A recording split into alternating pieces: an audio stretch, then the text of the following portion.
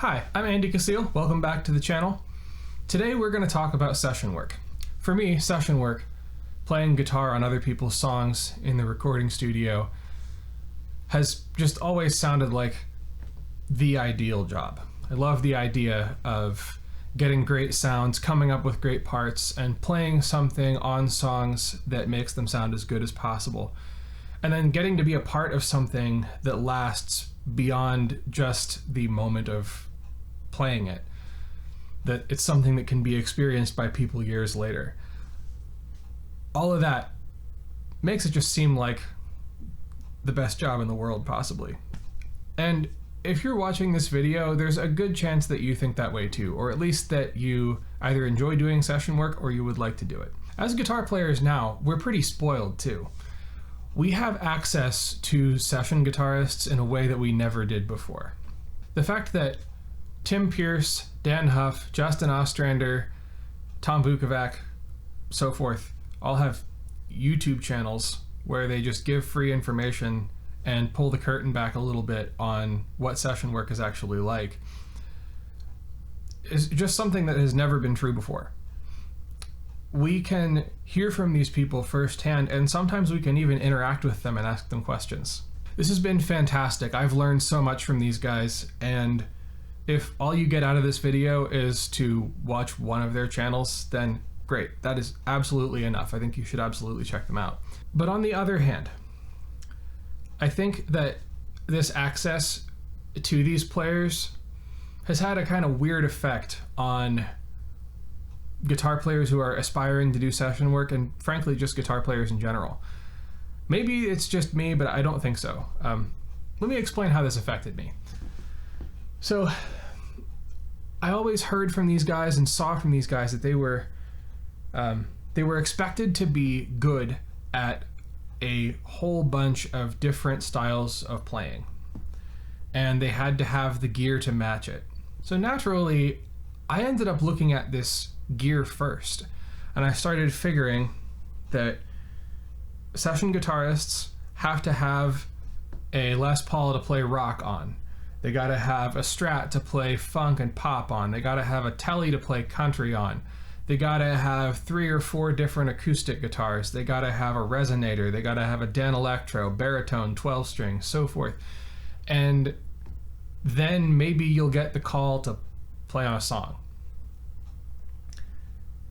So I ended up trying to find one of everything. So even after I'd only been playing for a few years, I had a Strat, but I had to make sure that I had a Tele too, because hey, you never know when someone is gonna need you to play a Tele. And I had something like a Les Paul, wasn't a Les Paul exactly. I had a bunch of acoustic options, and all these guitars were kind of cheap, but I figured I had my bases covered, and that was the most important thing. And lost in all of that was one minor detail, and that detail is that I wasn't getting called for any session gigs. So if we fast forward to now, I am a professional guitarist, and one of the things that I do is session work. I actually do a significant amount of session work now. I average a couple of recording gigs a week. Most of these are from home, just playing guitar on a single song. Some of them are a little more involved. Sometimes I'm going into the studio. This is not a full-time job for me by itself, but it is a significant source of income, and it's something I spend a lot of time on. And I think I have a much better idea now of what session work is. And if I was going to start again and try and become a session guitarist, I would approach things totally differently than I did the first time. So maybe I can help you with this if you're somewhere on that journey. Now, the fact that I do recording sessions a couple times a week does not mean that I'm on the same level as somebody like Tim Pierce or Tom Bukovac. If you want to be like one of those guys, or you're close to the level of being one of those guys, then you should take advice from them and do what they do. But also, if you're there, I think the chances that you're watching my channel are slim to none. But if you are, hey, thanks for watching. So let's talk about how to think about session work, and based on that, what you actually need to get started doing that kind of work and do it well and get called back. There's more to this than gear, but this is going to be a bit of a gear-centric video. That being said, we're not going to start there. And I think that's the trap that I fell into. I started at the gear and then worked backwards. What we need to do instead is think about what makes a great session musician. So a common thing to think is that all great session musicians are versatile and they need to be able to do whatever the situation calls for at a moment's notice. And that is usually true, but that really isn't the spirit that session musicians are operating in. It's a little bit past that. The thing people are looking for in a session musician isn't necessarily maximum versatility. What they're looking for is someone who will take their song and use what they have to make that song better. So above all, the session musician needs to respect the song, be willing to work with the artist together to make this song into the best thing it can possibly be. That often can mean versatility. Versatility usually means you can work on more things. But think about somebody like Nile Rodgers. Nile Rodgers did all of his work on one guitar, and he has a really distinctive sound. But he's one of the most recorded guitar players in history because he would use everything he had to make songs sound as good as possible. It's not about proving our own greatness. It's not about proving our own versatility. It's not about justifying purchases. It's not even about sounding good on our own. The most important thing is that all of this stuff, our ears, our tastes, our opinions, our gear, our skills, our theory knowledge, all of it gets funneled toward making songs as good as they can possibly be and helping an artist achieve their vision. Once you have that mindset, then we can start thinking about what you actually need to do this kind of work. So you're going to need to be able to get a few different sounds. You're going to need a guitar that stays in tune. You're going to need to be able to do acoustic and electric parts. And let's assume, because the majority of session work now is done at home, that you need to be able to record both in the studio and at home. So we'll talk about everything that you need to do that. And then at the end, I'll talk about a couple more things that if you've got the space for, you can add that might help you more than just buying another guitar. So let's dive into that. The first thing that you need as a session guitarist, I think this is a huge help, is a good acoustic guitar. This is a Guild. Sometimes somebody has a song where they just want to make a demo with solid accompaniment and vocals, and that's it. I've done quite a few of those, and one of these is basically essential for that. If you have one of these and a way to record it, you're much more likely to work. So we've got the acoustic guitar covered. Now with the electric guitar, there are a bunch of options. But I think if you're gonna have one, it's pretty hard to argue with the Telecaster. These are famed for their versatility. They are easy to maintain. They stay in tune forever. They're durable. And maybe best of all, you can get a great Telecaster for not that much money easily because it's such a simple design. If you have a different guitar, I would encourage you to just go for it and try and use that. The most important thing is that you're playing a guitar that you are familiar with and that you really love and that you can pull a lot of sounds out of and that you feel comfortable on and that you can play in tune. That's really important. So that's the one end of our signal chain. We've got the guitars. Let's talk about the other end of the signal chain now. If you want to record at home, you're going to need some kind of DAW. So the first two names that come to mind there are Logic and Pro Tools. I use Pro Tools because I bought it a bunch of years ago and I still have it and it's fine. But Pro Tools is expensive. Logic is expensive. Logic is also Mac exclusive. There are a whole bunch of options that cost a bunch of money. But frankly, if you're just recording guitar, there are free options that'll work just fine. If you are on a budget and you're a Windows user, Audacity will work just fine. I actually worked in Audacity for a little bit. I would record and produce in Audacity, and it had its limitations, but for what I was doing, it worked fine. And Audacity is open source, which means it's gotten immeasurably better since I was working with it maybe 6 years ago. If you're on a Mac, then you have GarageBand, which is more than enough for basic guitar recording. You do not need to blow a bunch of money on a DAW if you don't want to. So next you need a way to get audio into your computer in a way that your computer can understand. For that, you need an audio interface. I've used a Behringer audio interface for a long time, and it works absolutely fine. Nothing wrong with it at all. There are higher end options, but the Behringer UMC 404 does the job. One more thing that is absolutely necessary.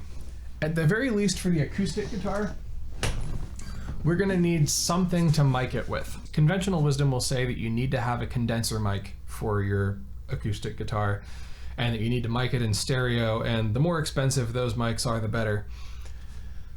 But the reality is, most of us, when we're recording at home, aren't recording in the best spaces, and a lot of times we're trying to fit the guitar into pretty dense mixes. So for both of those things, one great option is a Shure SM57. You can find these things for under $100, and they'll work on acoustic guitar, they'll work on guitar cabs, they'll work on snare drums if you decide you want to record those. You can even get one of these and record vocals with it. Whether or not that ends up being your final solution for recording acoustic guitar, it's a good place to start, and you're never going to be sad that you have an SM57 lying around. It's just always going to work, and there'll be a use for it, I guarantee it. We've basically got the acoustic guitar rig done. Now let's talk about the electric guitar rig. So with the electric guitar, really there are three different ways we can go. One is the old school analog route. So we're gonna have a few pedals and a tube amp, and we'll put an SM57, again, in front of it. For the amp, especially if you're recording at home, it's helpful to have something that isn't overly powerful. So if you have a 100-watt Marshall and no way to attenuate it, unless you're Tim Pierce and you can put a 412 in your basement and no one will hear you, you're gonna have a hard time. So this is why things like Fender Princetons, Fender Champs, Vox AC15s have historically done really well as recording amps. Basically, when I'm recording, I want the amp to be not quite clean, but clean enough that if I pick lightly, it reads as clean in a mix. That tends to be the sound that cuts through the best, that's the most versatile, and then I can stack pedals on top of that if need be. Or I can just crank the amp, which is fun too. And that's something that you can't do with a bigger amp. The amp that I'm enjoying most right now is my Vox AC15. The amp has a master volume, which means that I can get breakup at reasonable volumes. And if I throw a mic in front of it, it pretty much just sounds right and sits nicely in the mix, especially in combination with this Telecaster. A Fender Princeton is another great choice. It does not have a master volume. It might get pretty loud if you turn it up. But depending on the situation you're in, you might be able to coax a little bit of breakup out of it. And it's an excellent pedal platform if you just want to play it clean. If you want to spend even less money, one of my favorite budget amps is right there. So that is a PV Studio Pro 40, right there, yeah. I picked that up for $75. And both as a clean platform and as a cleanish edge of breakup kind of thing, that works great. So that's an amp I've gigged a bunch and I've recorded with it as well, and people have always been happy with the result. From here, let's talk a little bit about effects. One of the nice things about something like an AC-15 or a Princeton is that they have tremolo and reverb in them. And for recording, those couple of effects will get you a long way. Also, a quick word about effects. Generally, less is more in a recording context. Sometimes you want something extreme, but usually more extreme effects can be added in post, like big delays or big reverbs. So you really don't need much when you're recording guitar, at least before you get to the DAW. The tremolo and reverb are great, classic combination. It's helpful to have some source of overdrive. So a lot of session players have 4 or 5 overdrives stacked. I've already made a video about this. I'm a big fan of the one overdrive approach and just turning the overdrive up and using your volume control to get the exact amount of gain that you want. There are a lot of different approaches to this, but really all you need to get great overdriven guitar sounds is a single overdrive. A delay pedal is another really nice thing to have. A lot of times a slapback delay, a dotted eighth delay, or just an ambient delay on a solo are really nice things to have on a part. So you might say, can't we add the delay in post? Doesn't that give the producer more control? And the answer is yes, you absolutely can. But having the delay on when you're playing the part makes a difference in how you approach the instrument. A good overdrive, a good delay, and a good amp with reverb and tremolo, or even without, you can pull a lot of great sounds out of that setup if you know what you're doing. If you want to add extra things, maybe add reverb and tremolo if your amp doesn't have it. Or maybe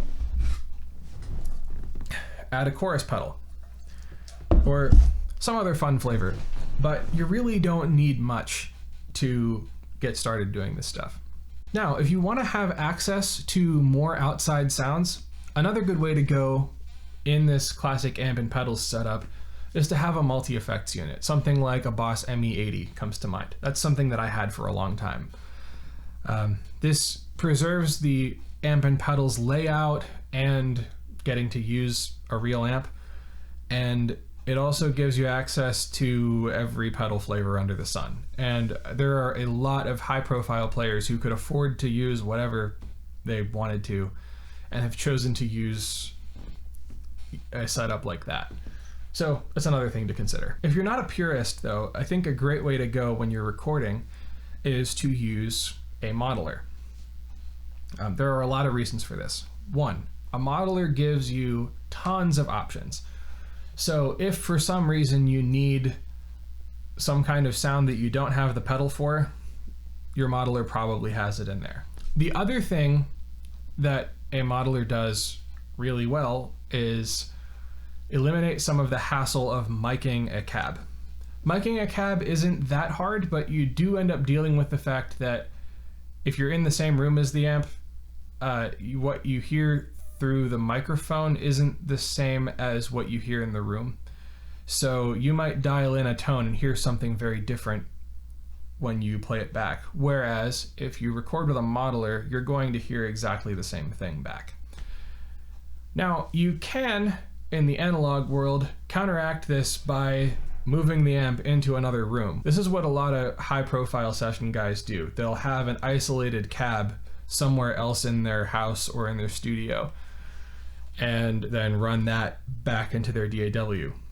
But that is a massive hassle as well, and it ends up having about the same effect as just running into a modeler and hearing what sounds like a recorded guitar sound. Another thing a modeler enables you to do is record silently.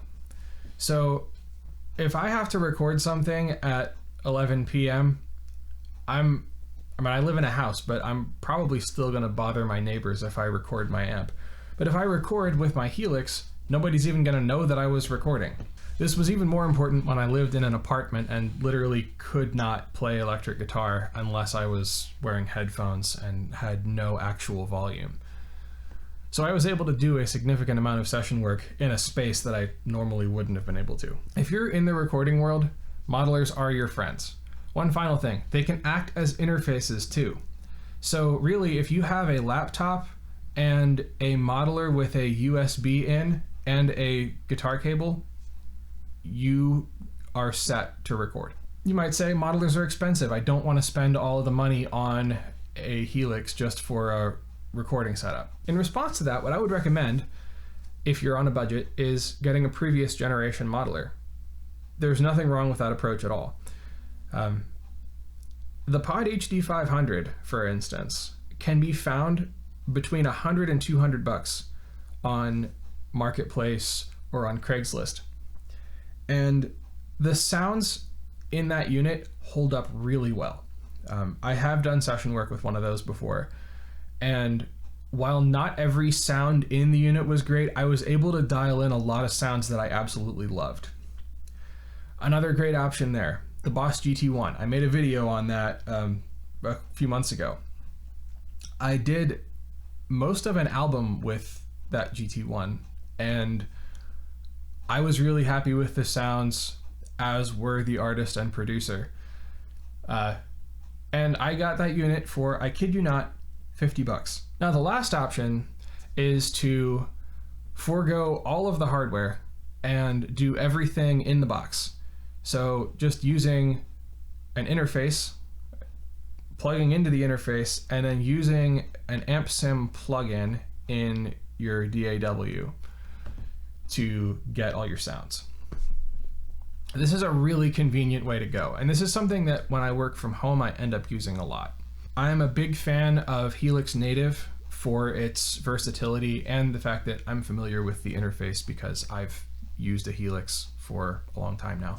But I'm also a big fan of the ease of use and simplicity of Neural DSP plugins. Now, all of these options cost money, but there are a lot of free options out there too. First off, chances are good that your DAW came with one.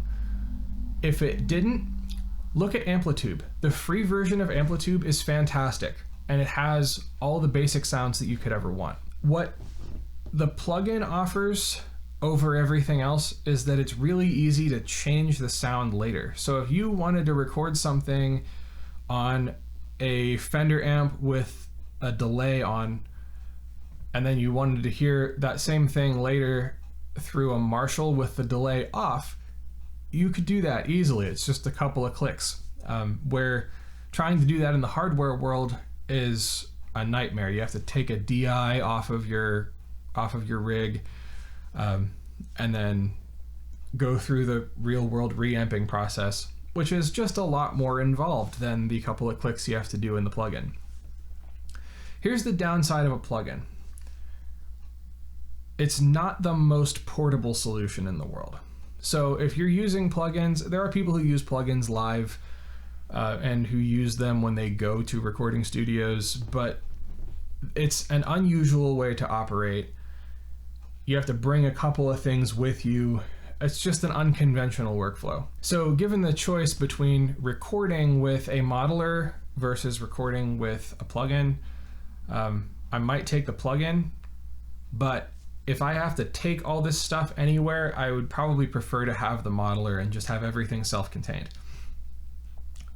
So that's one drawback.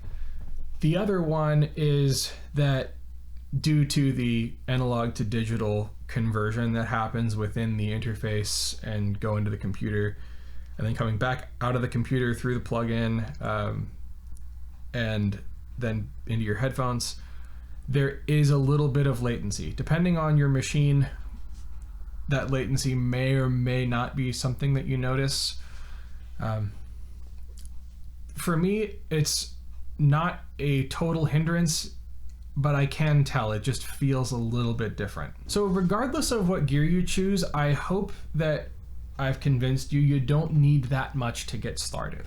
Now let's say that you have taken a couple of recording gigs and you feel like you want to expand your arsenal a little bit. Certainly you could add more electric guitars to your collection. You could add more pedals to your collection.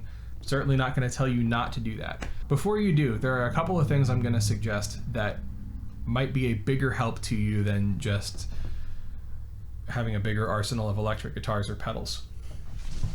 One of those things is a bass. You do not have to be a great bass player to be able to lay down bass parts. So if you just develop some proficiency on this instrument and learn to play it in time and learn to approach it the way a bass player would, you'll be able to do some work that you weren't able to do before, either standalone bass work or to be able to say, hey, while I'm at it playing guitar on this song, why don't I record the bass on it? Now, this is a Fender P bass, this is a Player Series P bass, so not the most expensive, but you don't even have to spend this much money. I think I got this for $700.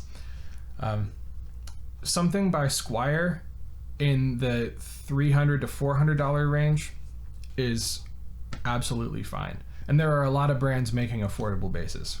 If you need to add another guitar, before you add another electric or another steel string acoustic, I would consider one of these. This is a nylon string guitar, and I got this for $65. But this sounds completely different than the steel string acoustic over there. And this will immediately give you a different sound when you're recording, either for gentle finger-picked parts or just as a complement on one side to the steel string guitar on the other. And running these through an amp sim with reverb and delay and tremolo is also really fun. That's all. Again, this is just my opinion, and this is just what I would have told myself 7 or 8 years ago when doing session work was just a dream. Hopefully you got something out of this. If you did, feel free to like and subscribe if that's your kind of thing. That would really help me out. And thank you for stopping by, and have a great day.